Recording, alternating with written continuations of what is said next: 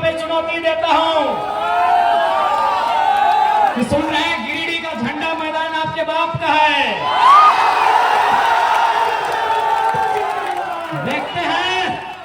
देखते हैं सोनू जी, वो झंडा मैदान कब तक आपके बाप का रहता है। बड़ा दुर्भाग्य, एक लोकतांत्रिक देश में हम लोग 2 साल से झंडा मैदान में सभा करने की बात कर रहे हैं। पता नहीं जिला प्रशासन भी मौन क्यों हो जाती है, जिला प्रशासन भी अंतिम समय निर्णय क्यों बदल देती है।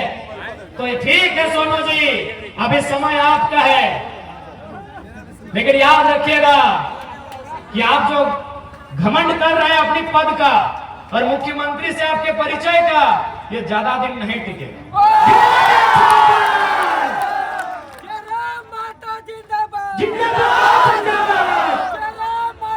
और याद रखिएगा, इस बार गिरिडीह की जनता आपसे हिसाब लेगी।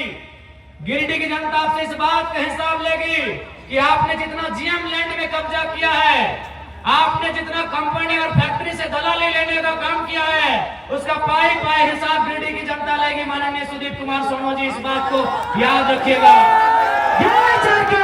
आज केवल गिरिडीह की बात करें तो आज आपके आसपास इसी क्षेत्र में हजारों छोटी बड़ी कंपनियां हैं कि नहीं? आज इसी गिरिडीह में हजारों कंपनियां हैं। रंजित दा, है कि नहीं? हाँ मनोज दा, इसी गिरिडीह में हजारों कंपनियां हैं। आज आप देख सकते हैं हर एक कंपनियों से धुआं निकलता है, लेकिन विधायक मौन है।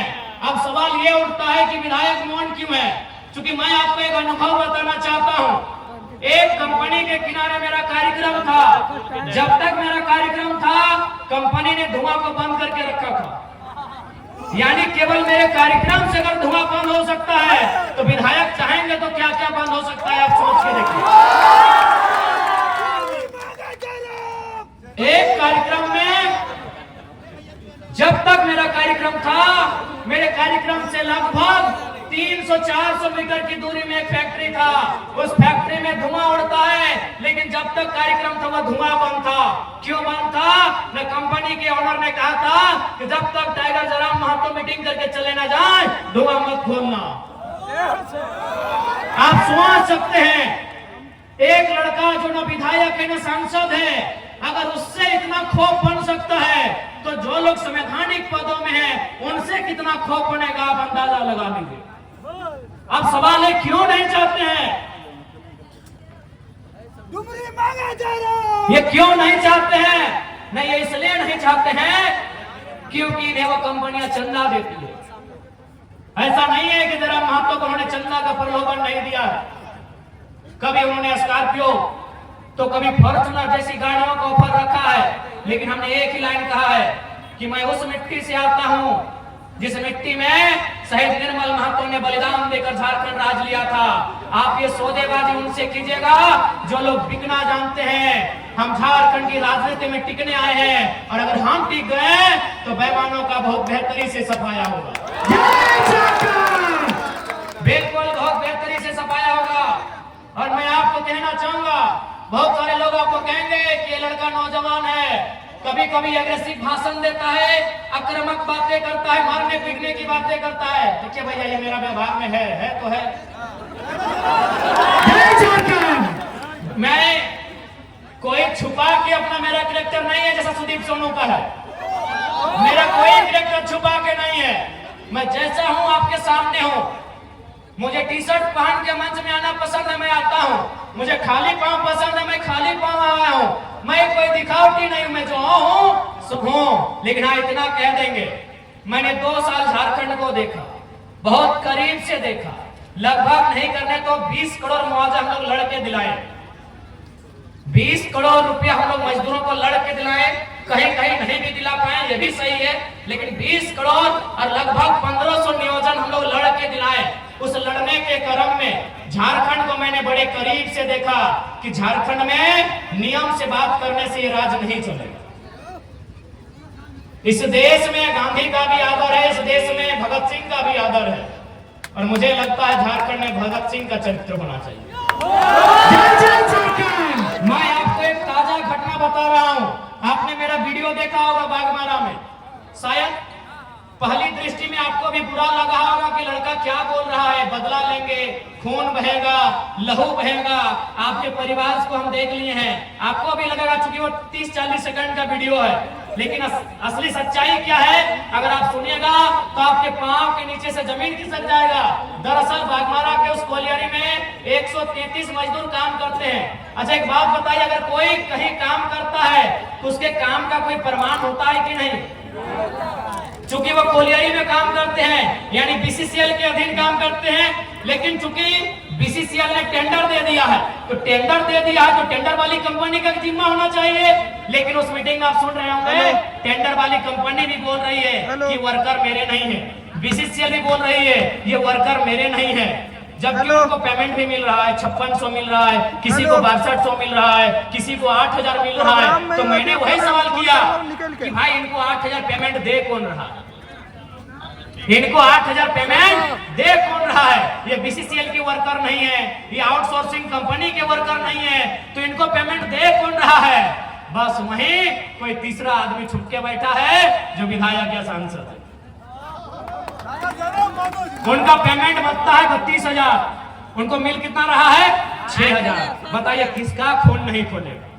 किसका खून? अगर आप में जरा भी इंसानियत है और आप में जरा भी अन्याय के खिलाफ लड़ने की क्षमता है तो आपका खून खोलेगा ही खोलेगा। पेमेंट कितना बनता है? 32,000। कितना मिल रहा है? 6,000। किसका खून नहीं खोलेगा? अरे वो तो मीडिया चल रहा था, कैमरा था, हमको भी मालूम था कि मीडिया लोग वीडियो ले रहे हैं, नहीं तो बोतल कसम से हम टेबल में पटकने के लिए नहीं उठाए। अगर वो लाइव नहीं चलता ना तो एक पदाधिकारी का कपार में पटकना। अब आपको अगर मेरा ये कैरेक्टर नहीं पसंद है वोट मत दीजिए, झूठ बोल के वोट नहीं लेंगे। अगर हम लोग सत्ता में आ गए तो बिल्कुल रिएक्शन होगा, जनता के साथ रिएक्शन नहीं होगा।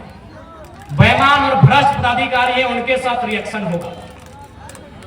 मैं आपको इसी गिरिडीह लोकसभा की एक घटना सुना रहा हूं। गिरिडीह लोकसभा, गिरिडीह विधानसभा पीरटण की घटना है। हमारे पीरटण के साथी भी आए, उनसे पूछिएगा। एक दिन उस ब्लॉक परिसर में 2 ऑफिसर चाय पी रहे थे।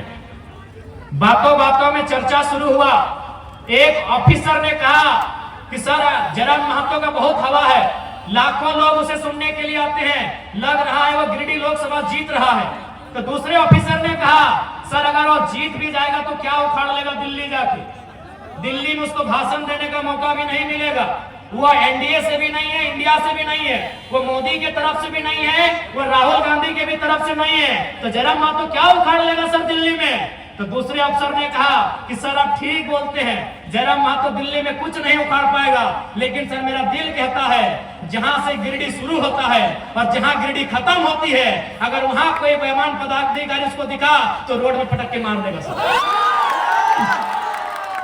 ये मैंने नहीं कहा, ये उस अफसर ने कहा कि जहां से गिरिडीह शुरू होती है और जहां गिरिडीह खत्म होती है, अगर प्रखंड लेवल में या पंचायत लेवल में कोई अफसर मनमानी किया, फुटानी किया तो जयराम महतो उसको पटक के मार देगा सर, ये गारंटी है। यही बेरमो विधानसभा की एक घटना है। एक आदमी को अटेंडेंस रोक दिया गया था। वो आदमी हमारे पास आया, बोला भैया ये ऐसा बात है। हमने कहा कि अधिकारी को फोन लगाइए, तो बोला नहीं एसपीओ की पीओ था, बोले लगाइए फोन। तो हमने फोन लगाया, उनको परिचय दिए कि सर हम जयराम कुमार महतो बोल रहे हैं, इनका अटेंडेंस बंद कर दिया गया है, गरीब आदमी है, नौकरी में रख लिया जाए। उधर से अधिकारी की आवाज आती है कि कौन जयराम महतो? हम तो नहीं पहचान पाए। हम इतने बोले कि आप विधायक और सांसद का खाली आवाज पहचानते हैं ना, अच्छी बात है, तो हम आज आपको फोन नहीं करेंगे, फोन काट रहे हैं। अब आपसे हम 2 महीना के बाद मिलेंगे, लेकिन दुआ कीजिएगा कि हम चुनाव ना जीते।